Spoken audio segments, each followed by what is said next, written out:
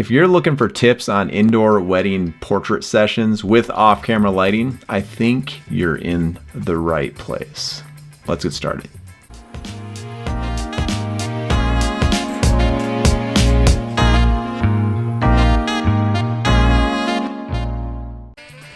Alright guys, as you can see right off the bat, I'm using a mag grid for the backlight, and it's got a mag grip there on my stand with an 8200 flash.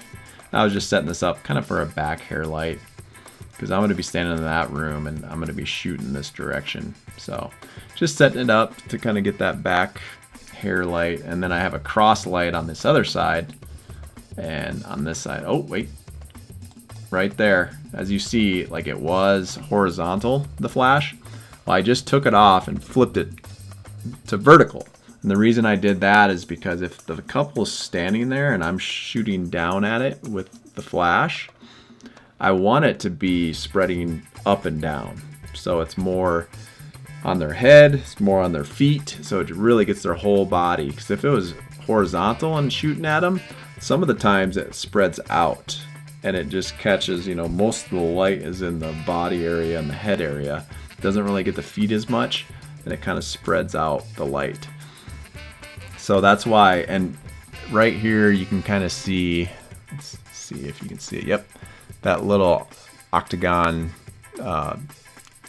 adapter there. It's a mag mod. When you buy one of these grips, you get one of these with it, and you can hook it on your flash, your 8200. I always order, you can go on the website, go into accessories, you can get an extra spare, like a 2-pack of these. And I always order extra ones and put them on the other side, just so every flash I can just turn. Anytime I'm like, oh, I want a more vertical, it just takes 1 second to switch it over. So that's why I have that on there. And then I have a mag sphere on there, and it looks like I have a grid. Oh, I took the grid off, but I had a grid on there as well from previous shoot that I was doing. But yeah, I'm just putting that, so it's going to be kind of a cross light. You know, that they're going to be standing right under there in the chandelier, and then I got the back hair light, and then this is going to be the direct light. The only issue for this room during the day, it's like midday right now, is this light on the ground. You can see the shades are down, but these little windows up here in the window are those old, you know, like they're like a bunch of little triangles. They're really old historical windows. But it really makes like weird casting lights, and that the light shining in there was right where they were standing. So so I had to fight against that, but that's all right. So really important when you're in a sunny situation like this and you're like, well, that's exactly where I want them, you know, and we can't really do much. I could have probably climbed up there and figured out a way to cover that, but you know, that would have took some time. So I was just like, all right, so I'm just going to try to overpower my light, and I'm going to try to set my ambient light in my camera so that the light casting on them is going to be, you know, like the light I want. The light I want them lit up at, I want that sunlight on her dress to be that light, like that brightness. So the rest of the room is going to be pretty dark. So basically I set my in-camera settings to that just so it was nice and dark. And then I set the power of my flash, which looks like it was at 1/32 or 32. Yep. So that's A, yeah, because that's my B. So A, the main light, is at 1/32. Let's see. Yeah, so I'm just adjusting my light right now. And then you can see too, when I switch over here to the actual image, as I can just kind of explain to you a little bit better on this. I'm actually going to go full screen here. So you can kind of see what I'm talking about. So you can see right, you know, these little white blotches.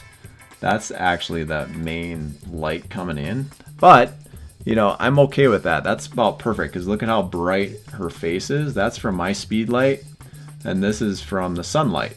So it's pretty close, you know. I dimmed it down enough so it wasn't blown out right here. but yet I gave her, you know, the same amount of light with my flash. So that's what I mean by just trying to adjust your light to the ambient light of the room. And then this is kind of what the whole picture came out. So it worked out perfectly. You know, you can see a little bit of casting with the up and down light. You can see where the light was coming because of the shadow of the chandelier. And then I think the flash is right here, and I kind of photoshopped it out just for the wider shot here. But yeah, that's exactly what I'm talking about. I'm cool with that. See, you can see a little bit of the color on his jacket here from the casting of the sun. So it did turn a little bit of color, but it's kind of cool. I kind of like that, actually. You can't really tell unless you're close up.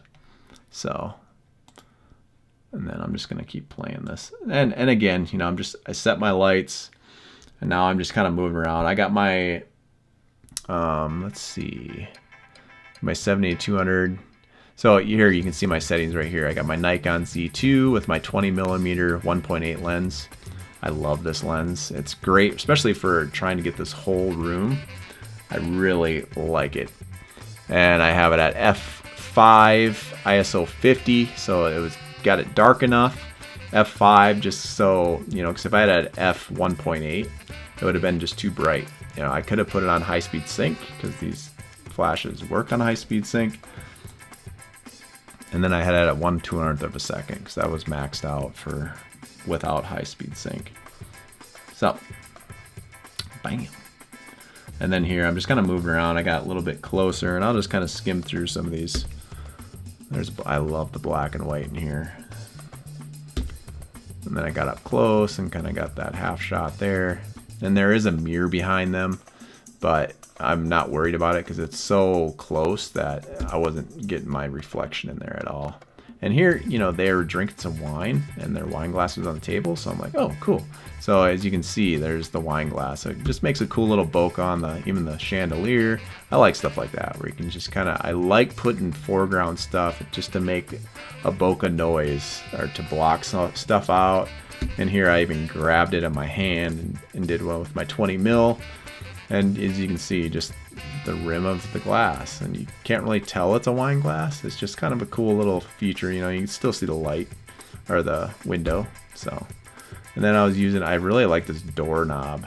Sorry, the sliding door, the hinge. So, you know, I'm just kind of going around, moving around different areas, and just kind of using that for my advantage to block out my other flash that's over in the corner. And then I think here she went to go get her bouquet because we're going to do some solo shots of just her. But here, you know, and another thing in this photo, like I told her to look that way, as you can see, because she was looking, now she looks this way, just because I wanted my main light right on her face. And so just to kind of access that a little bit. And then I told him to kiss her cheek. Boom. But anyways, I'm going to catch up back to the video. So she grabbed her bouquet here. I think I told her to move it down. Yeah, because it was a little high. And then I always tell my couples, here I'm going to go. There's the first portrait I'm doing right there. I told her to look towards the window because that's where my light was directed. Again, and I like to turn like people away from the light, so her body's kind of focused to the right, but her face is focused towards the light, so it kind of gives it that chiselness. You know, it gives more of the shadows and stuff on this side. And if I would have turned her a little bit more, you'd kind of see that better. You'd see the more outline of her instead of just making her turn into the light. You know, I do that sometimes if I want to just be more full. But I like to turn the body away from my main light and then have her face towards it too. So I like that as just a normal portrait, and I just wanted to really showcase this. I just love her dress and just her whole setup there. But as you can see, I thought I was going to say something else here, but. And I was just taking some photos. And another thing, you know, you can see her arch, like her posture is pretty nice. And I always tell people that too. Like a lot of times people just kind of slouch and just hold their stuff. I always tell them, like, just bring your shoulders up and just roll them back and just drop them in. So it's almost like a hinge. Just drop them and then drop them in, and it kind of creates that back curved spine. And you just drop it in, then it just kind of locks in. And I'm just like, my posture is more up, and your chest is more out. And then you can kind of adjust them from there. But I always remind them that too, because a lot of times, you know, through a shoot, they'll just be kind of starting to slouch. And then they'll just kind of get, it just makes any little sudden movement with a person, it just makes the image totally different. Like if you ever do headshots, if you have somebody just turn their head just a tweak, totally changes everything. So just try to be aware of that. It's hard sometimes when you're fighting against time in a wedding. For me, it's like sometimes I just kind of forget to focus on the detail stuff, and just like, okay guys, get together, and then, you know, snap, and then when I get home, I'm like, I wish I would have told them to like just turn a little bit, or, you know. It's easy to dissect my work after the fact, you know, but that just comes with time too, you know. You learn as you go. But here I got back with my 70-200 and did a few shots. She held up her bouquet. I like that shot. This really showcases like how they were. They were just so funny. And then this, I really like this shot too, but it fits perfect. So here I kind of moved my light on the other side of the room. And I think I was just, because I wanted to get the back of her dress, so I just wanted her to get her face, I'm guessing. Yeah, I wanted to get the back of her dress, just a shot. I just love that. Oh, I love it.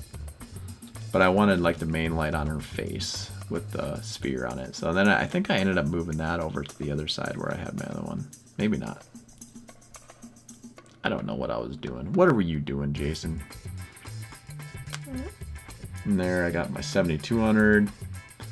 And as you can see, that's more of a, yeah, it's a 70-200. I had it zoomed in at 70. So I was zoomed back as far as I could go, because it wasn't, you know, it was kind of a small area. I couldn't really zoom in to get a full body shot in that room. And here you can see what I was talking about. Like this one, I just had the back flash was on, but you can see the colored casking coming in.